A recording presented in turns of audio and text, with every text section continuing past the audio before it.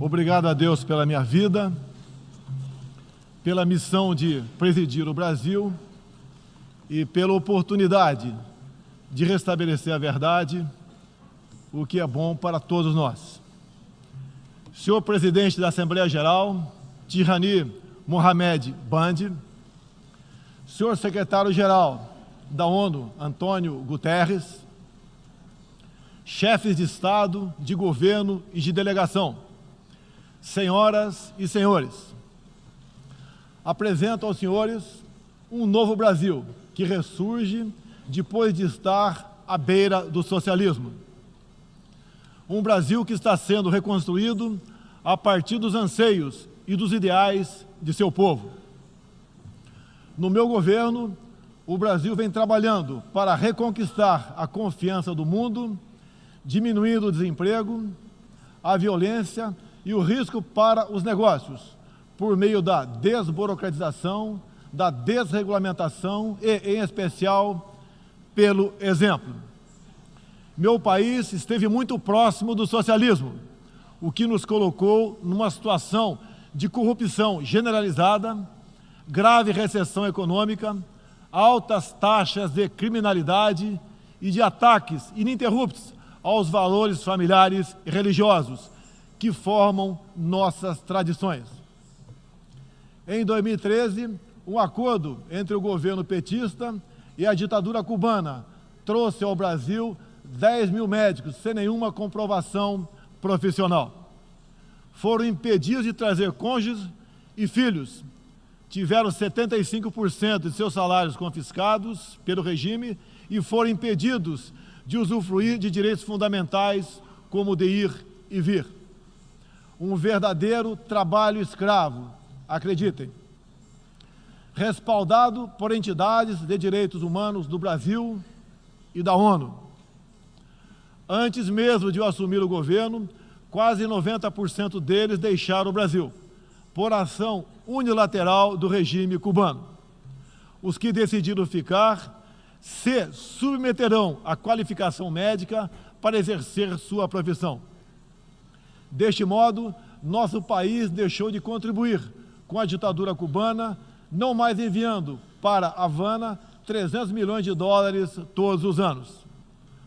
A história nos mostra que já nos anos 60, agentes cubanos foram enviados a diversos países para colaborar com a implementação de ditaduras.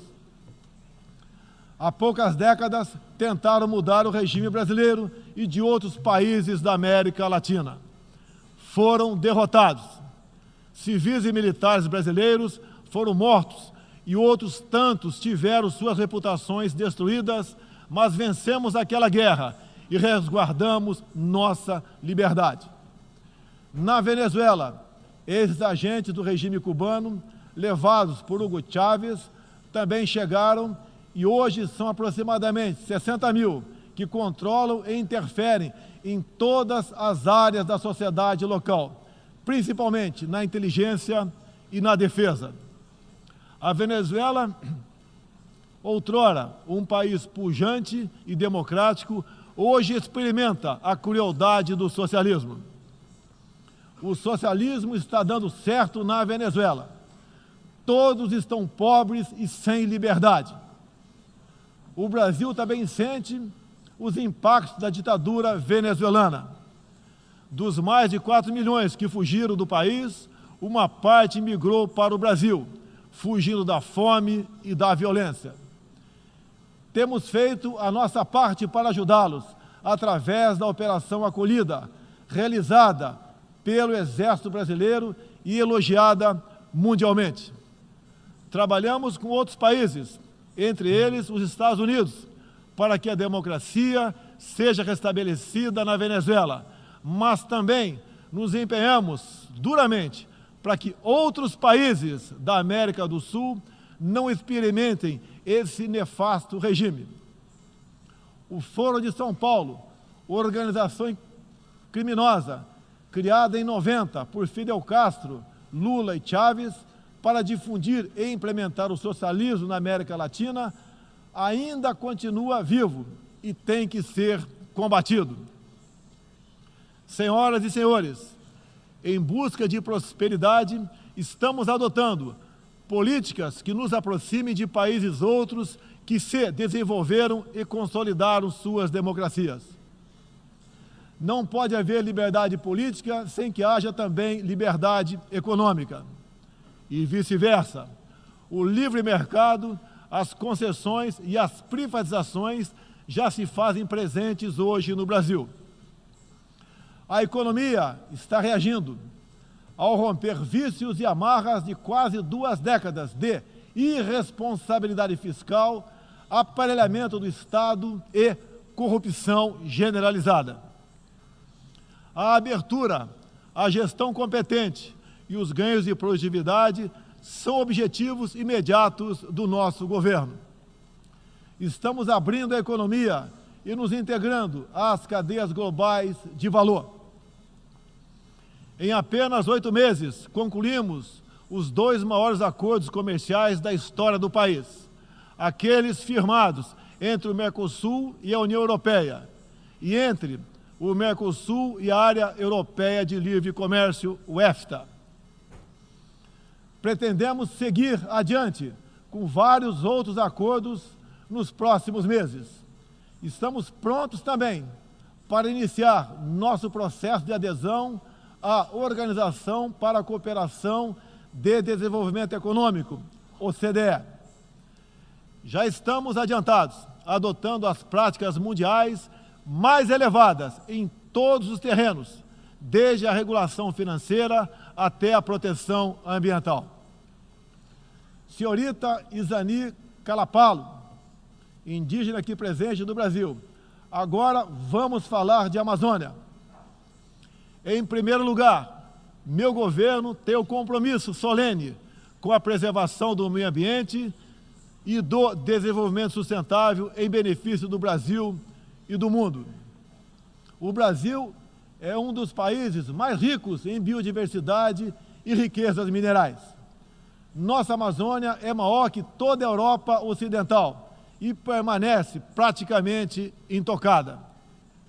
Prova de que somos um dos países que mais protege o meio ambiente. Nessa época do ano, o clima seco e os ventos favorecem queimadas espontâneas e também as criminosas. Vale ressaltar que existem queimadas praticadas por índios e populações locais, como parte de sua respectiva cultura e forma de sobrevivência. Problemas qualquer país os tem. Contudo, os ataques sensacionalistas que sofremos por grande parte da mídia internacional, devido aos focos de incêndio na Amazônia, despertaram nosso sentimento patriótico. É uma falácia dizer que a Amazônia é patrimônio da humanidade e um equívoco, como atestam os cientistas, afirmar que a Amazônia, a nossa floresta, é o pulmão do mundo. Valendo-se dessas falácias, um ou outro país, em vez de ajudar, embarcou nas mentiras da mídia e se portou de forma desrespeitosa com o espírito colonialista. Questionaram aquilo que nos é mais sagrado, a nossa soberania. Um deles, por ocasião do encontro do G7, ousou sugerir aplicar sanções ao Brasil sem sequer nos ouvir. Agradeço àqueles que não aceitaram levar adiante essa absurda proposta. Em especial, o presidente Donald Trump, que bem sintetizou o espírito que deve reinar entre os países da ONU: respeito à liberdade e à soberania de cada um de nós. Hoje, 14% do território brasileiro está demarcado como terra indígena, mas é preciso entender que nossos nativos são seres humanos, exatamente como qualquer um de nós. Eles querem e merecem usufruir dos mesmos direitos de que todos nós. Quero deixar claro, o Brasil não vai aumentar para 20% sua área já demarcada como terra indígena, como alguns chefes de Estado gostariam que acontecesse. Existe no Brasil 225 povos indígenas, além de referências de 70 tribos vivendo em locais isolados. Cada povo ou tribo, com seu cacique, sua cultura, suas tradições, seus costumes e, principalmente, sua forma de ver o mundo. A visão de um líder indígena não representa a de todos os índios brasileiros. Muitas vezes, alguns desses líderes, como o cacique Raoni, são usados como peça de manobra por governos estrangeiros na sua guerra informacional para avançar seus interesses na Amazônia. Infelizmente, algumas pessoas de dentro e de fora do Brasil, apoiadas por ONGs, teimam em tratar e manter nossos índios como verdadeiros homens das cavernas. O Brasil agora tem um presidente que se preocupa com aqueles que lá estavam antes da chegada dos portugueses em 1500. O índio não quer ser latifundiário, pobre em cima de terra rica, especialmente das terras mais ricas do mundo. É o caso das reservas Yanomami e Raposa Serra do Sol. Nessas reservas existe grande abundância de ouro, diamante, urânio, nióbio e terras raras, entre outros. E esses territórios são enormes. A reserva Yanomami, sozinha, conta com aproximadamente 95 mil quilômetros quadrados, o equivalente ao tamanho de Portugal ou da Hungria, embora apenas 15 mil índios vivam nessa área. Isso demonstra que os que nos atacam não estão preocupados com o ser humano índio, mas sim com as riquezas minerais e a biodiversidade existentes nessas áreas. E para mostrar aos senhores que não existe uma autoridade única entre os índios, eu quero ler uma carta aqui de grande parte das comunidades indígenas endereçadas para os senhores.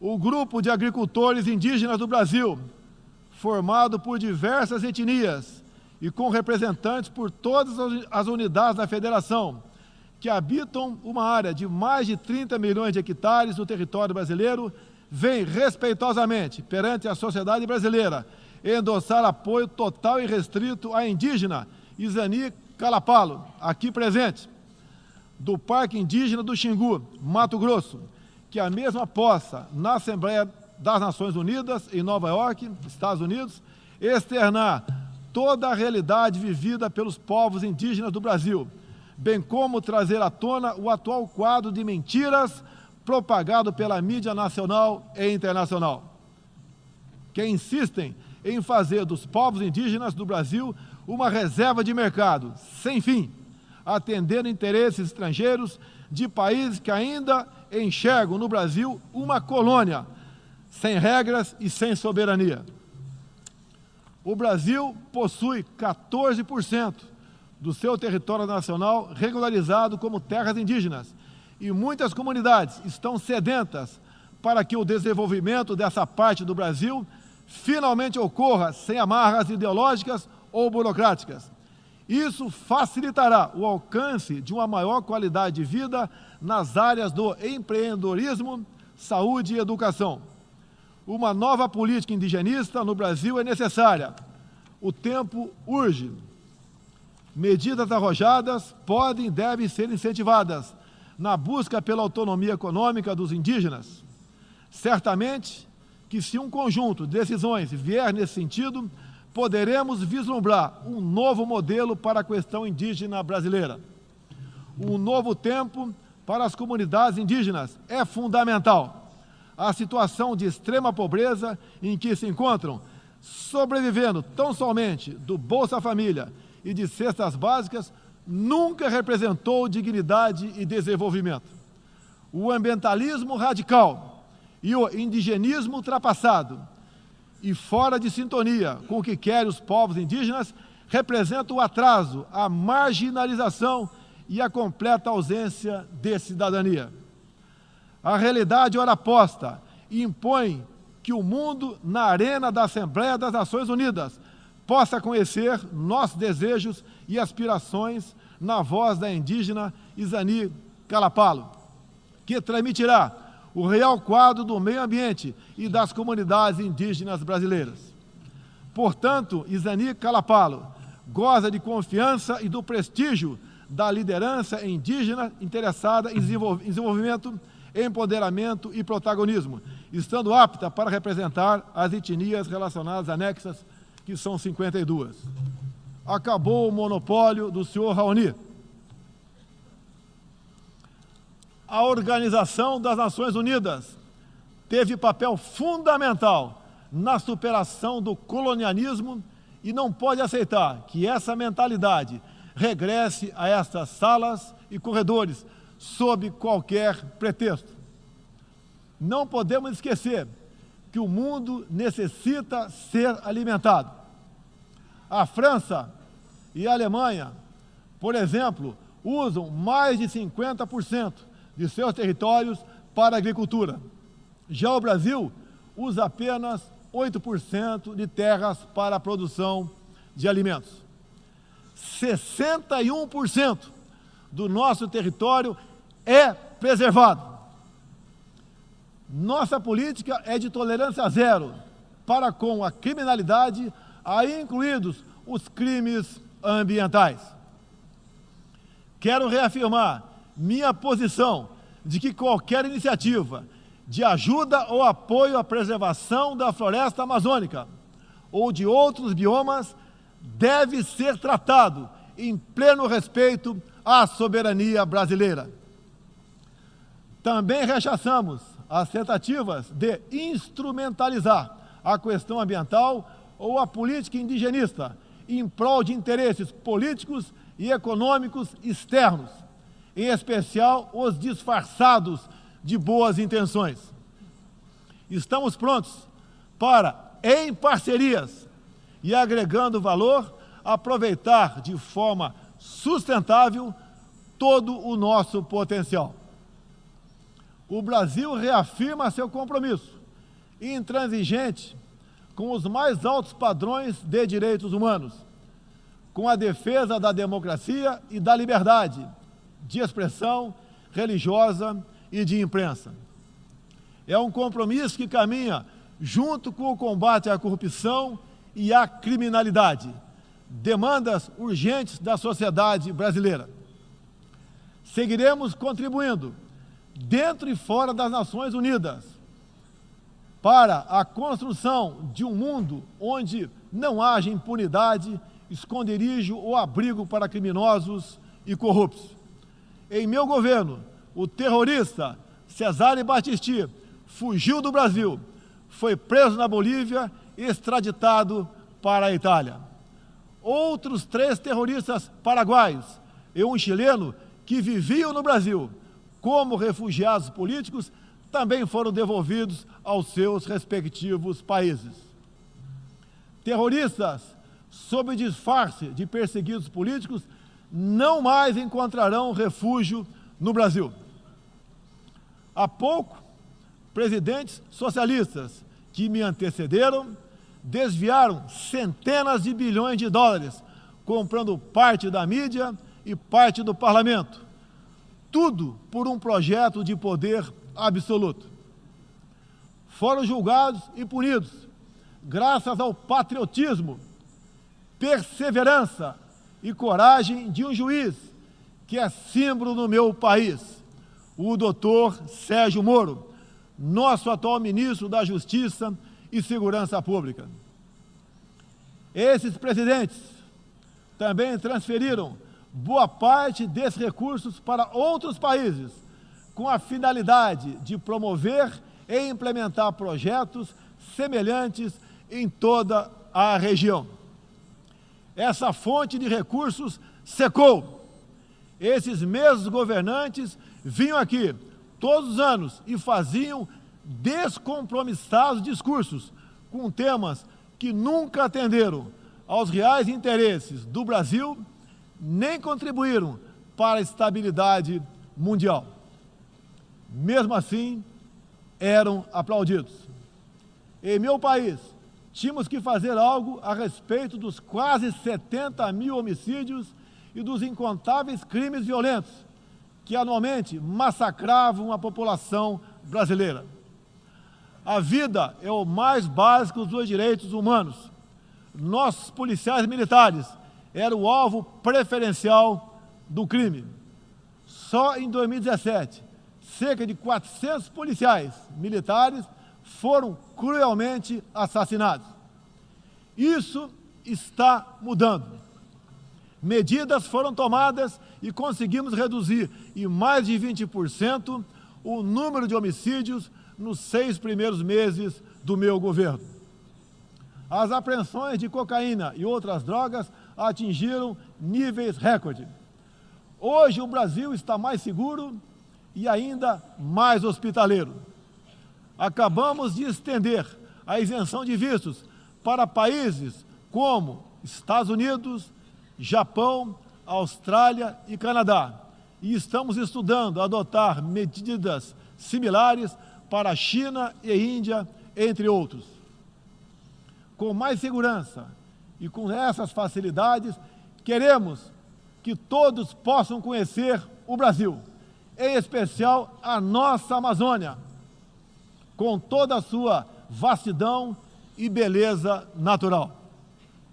Ela não está sendo devastada e nem consumida pelo fogo, como diz mentirosamente a mídia.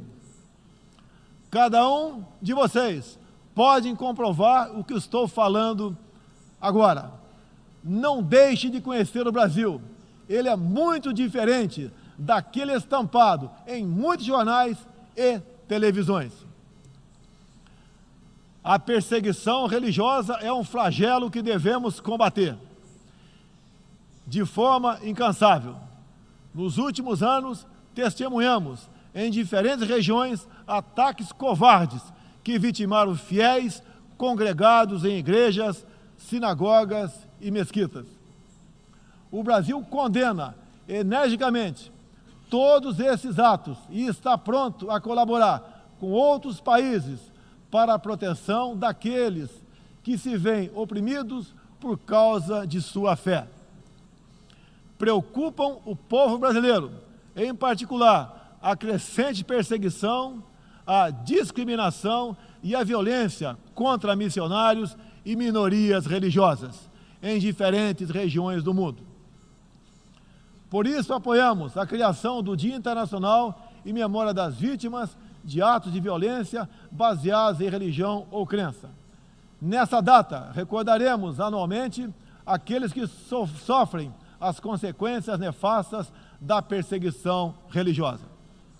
É inadmissível que, em pleno século XXI, com tantos instrumentos, tratados e organismos com a finalidade de resguardar direitos de todo tipo e de toda sorte, ainda haja milhões de cristãos e pessoas de outras religiões que perdem sua vida ou sua liberdade em razão de sua fé.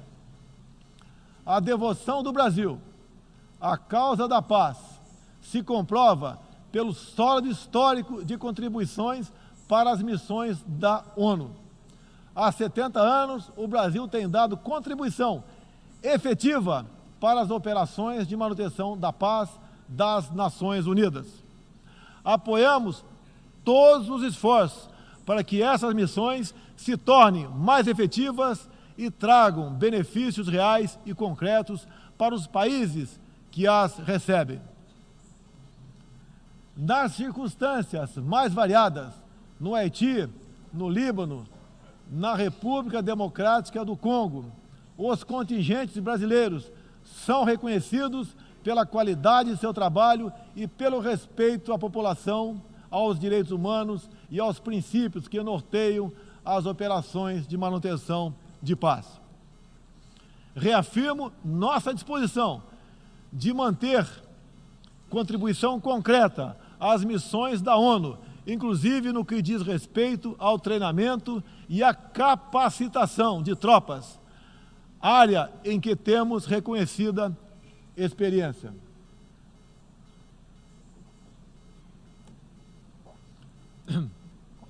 Ao longo deste ano, estabelecemos uma ampla agenda internacional com o intuito de resgatar o papel do Brasil no cenário mundial e retomar as relações com importantes parceiros. Em janeiro, estivemos em Davos, onde apresentamos nosso ambicioso programa de reformas para investidores de todo o mundo.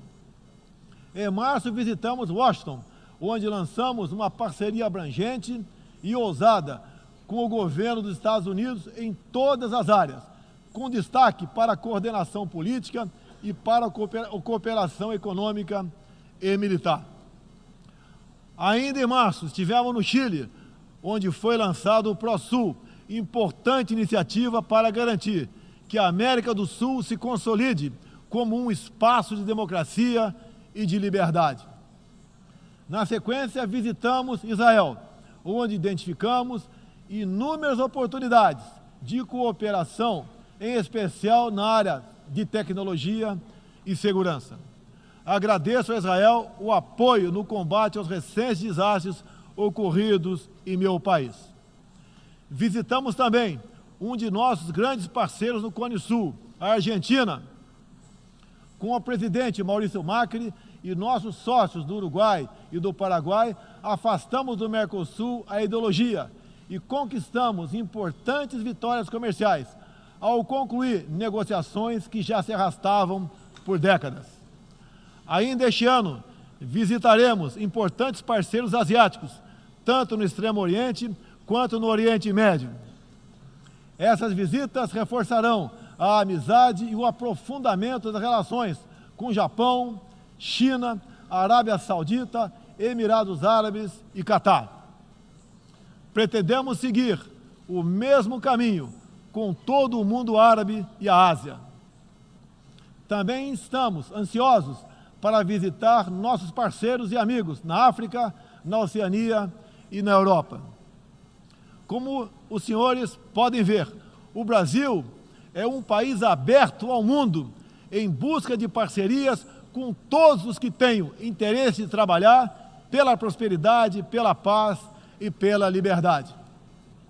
Senhoras e senhores, o Brasil que represento é um país que está se reerguendo, revigorando parcerias e reconquistando sua confiança política e econômica.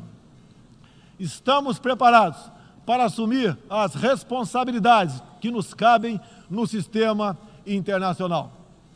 Durante as últimas décadas, nos deixamos seduzir, sem perceber, por sistemas ideológicos de pensamento que não buscavam a verdade, mas o poder absoluto.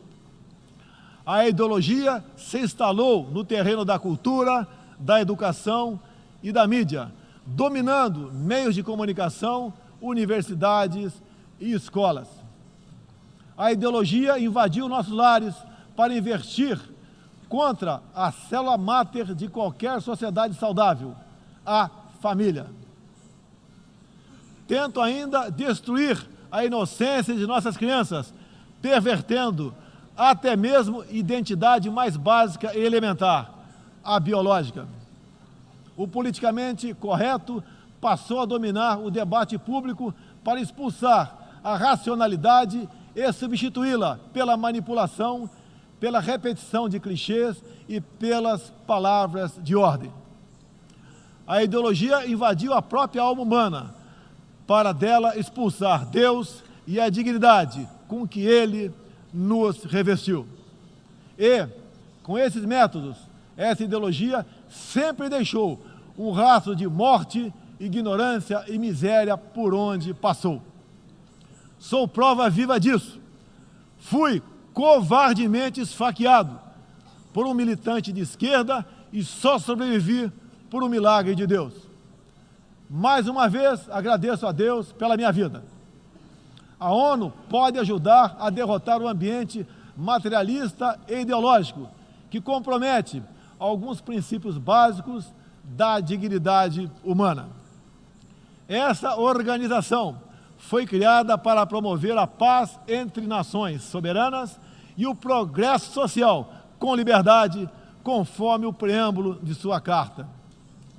nas questões do clima, da democracia, dos direitos humanos, da igualdade de direitos e deveres entre homens e mulheres, e em tantas outras, tudo o que precisamos é isso: contemplar a verdade seguindo João 8,32. E conhecereis a verdade, e a verdade vos libertará. Todos os nossos instrumentos, nacionais e internacionais, devem estar direcionados, em última instância, para esse objetivo. Não estamos aqui para apagar nacionalidades e soberanias, em nome de um interesse global abstrato. Esta não é a organização do interesse global, é a Organização das Nações Unidas. Assim deve permanecer, com humildade e confiante no poder libertador da verdade. Estejam certos de que poderão contar com este novo Brasil, que aqui apresento aos senhores e senhoras. Agradeço a todos pela graça e pela glória de Deus. Meu muito obrigado.